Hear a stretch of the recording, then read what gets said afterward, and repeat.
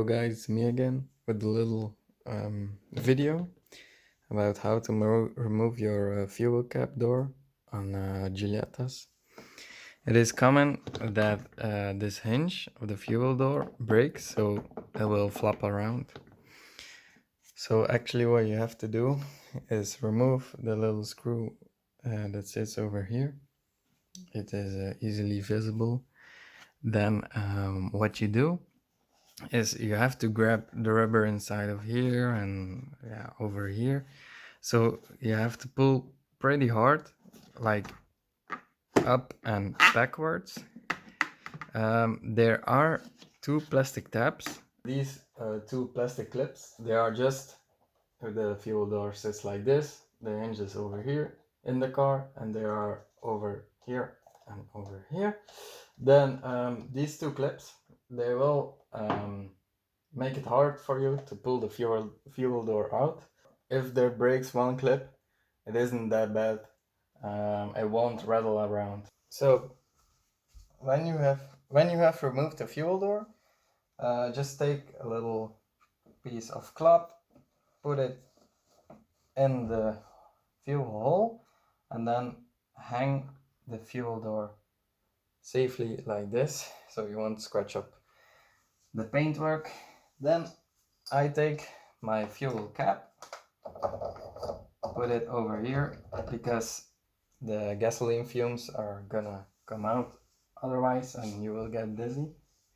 So the thing that broke with me was this little plastic piece. It's like a little spring, so the fuel door comes open with spring power. It is this part that broke off. It's very common to break on the Giuliettas. So it's a bit of the pain in the ass, but with 5 minutes of DIY, you can fix it yourself. So it results in the fuel door flapping around, not being secure in the hole. How you can fix this is here is the spring supposed to sit like this.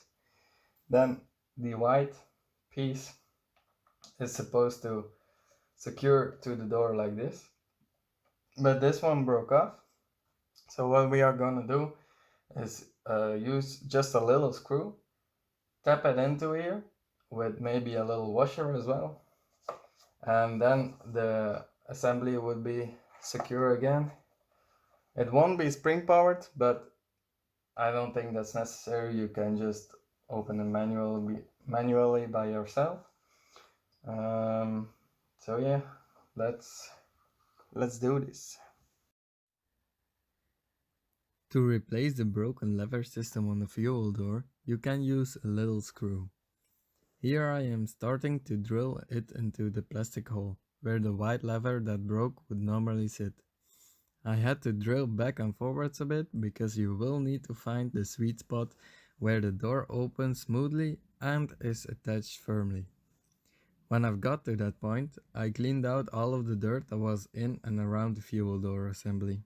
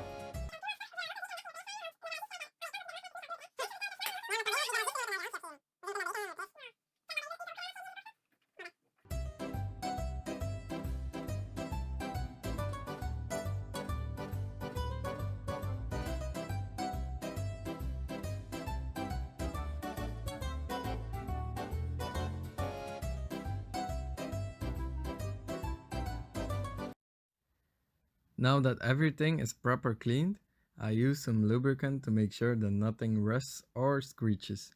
Make sure to use lubricant that is safe with plastics.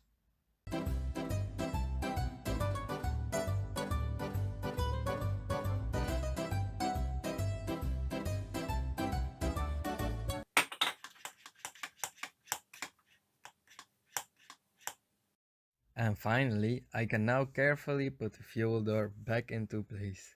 You start with putting the right side in first, then click it into place. Afterwards, you'll probably just have to screw in the little screw on the left side of the fuel door. At last, make sure the closing mechanism works properly.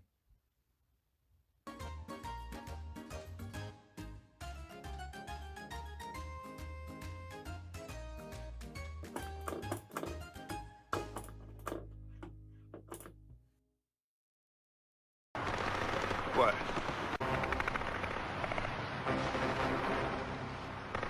Good job. Good job. Really good job.